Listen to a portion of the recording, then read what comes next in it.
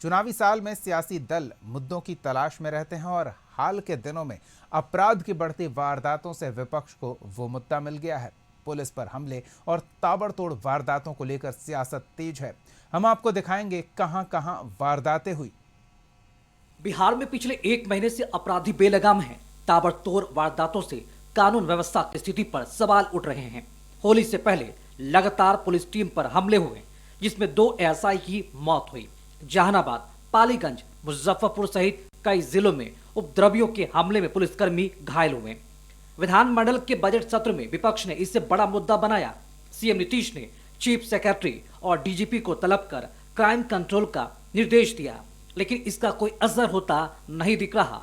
मुजफ्फरपुर में अपराधियों ने केंद्रीय मंत्री राजभूषण निषाद के चचेरे मामा मलिक सहनी को गोली मार दी। मलिक सहनी की चाय नाश्ते की दुकान है। गुरुवार की शाम जब वे अपनी दुकान बंद कर रहे थे, इसी दौरान नकाबपोश अपराधियों ने ताबड़तोड़ फायरिंग की। हमारे दुकान में गोली चल रहा था, यानी आया उधर से फायरिंग करते हुए चला। हम दुकाने में थे तो उनको लग गया। हमारी दुकान में फायरिंग कर रहा तो हमारे पर नहीं फायरिंग कर रहा था। फ्रिज में छेद हो गया, काउंटर में हो गया, मेरा पैर में लग गया। हमारे बेटे से पहले 1 दिन पहले उसको बगझट हुआ था। क्या चीज से? यानी बोलचाल हुआ था, इससे हमको मालूम नहीं था, हमको लड़का नहीं बोला था। वहीं मुजफ्फरपुर में एक बुजुर्ग महिला की चाकू से गोद कर हत्या कर दी गई। मृतक का नाम कैलसा देवी है, जो अपने बेटे के साथ रहती है। हत्या क्यों की गई इसका पता नहीं चला है। उठे सुबह में तब जाकर माँ को देखे तो वो उठाने गए तो जो खून बह रहा था, हम देखे खून है कहाँ से, माय कर जो माय तो गए। जिस समय देखो उस समय जिंदा ठीक है? नहीं सर। हाँ, बुजुर्ग महिला है, 80 बरस 85 बरस के लगभग इनका उम्र है और ये बथान में अकेले सोई हुई थी। और रात्रि में इनका बेटा भी 1:30 बजे रात में बता रहे हैं कि आए थे, वहीं पर सो गए थे, लेकिन उनको पता नहीं चल पाया कि कौन हत्या किया नहीं किया। सर, कभी किसी से विवाद अभी तो ऐसा क्लियर नहीं पता चल पाया है। अभी बहुत सारी बातें हम लोग अनुसंधान में आएंगी। पटना के बाढ़ में भी गोलीबारी हुई, जिसमें एक व्यक्ति को गोली लगी है। बताया जा रहा है कि होली के दिन बच्चों के बीच विवाद हुआ था।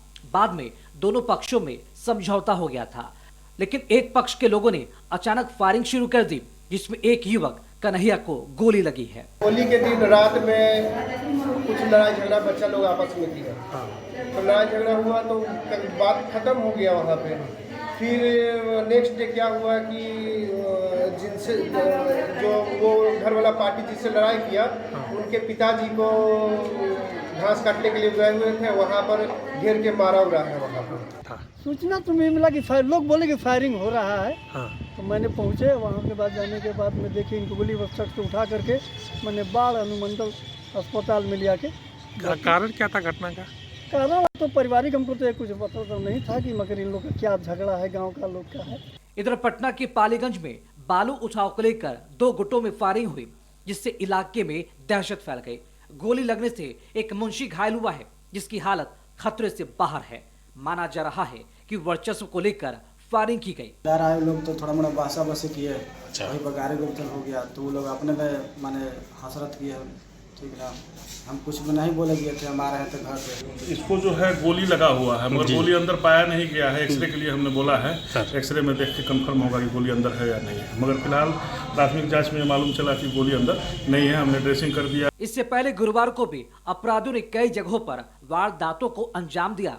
बुधवार की रात मंझौल बाजार के गांधी टोला में अपराधियों ने एक घर पर फायरिंग की। दरवाजे और खिड़कियों पर गोली के निशान देखे जा सकते हैं। फायरिंग करने वाले कौन थे ये पता नहीं चल पाया है।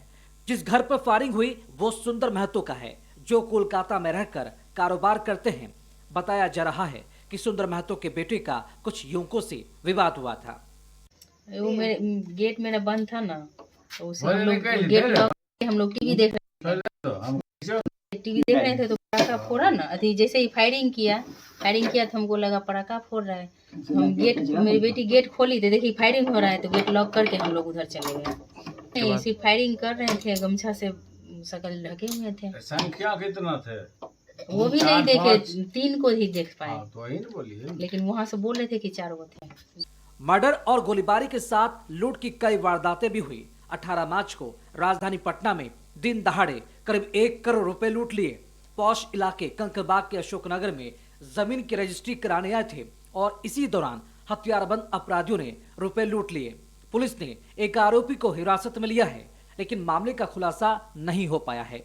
लगातार वारदातों को लेकर विपक्ष सरकार पर सवाल उठा रहा है। तो सब काम हम लोग के सब काम हम किए हैं।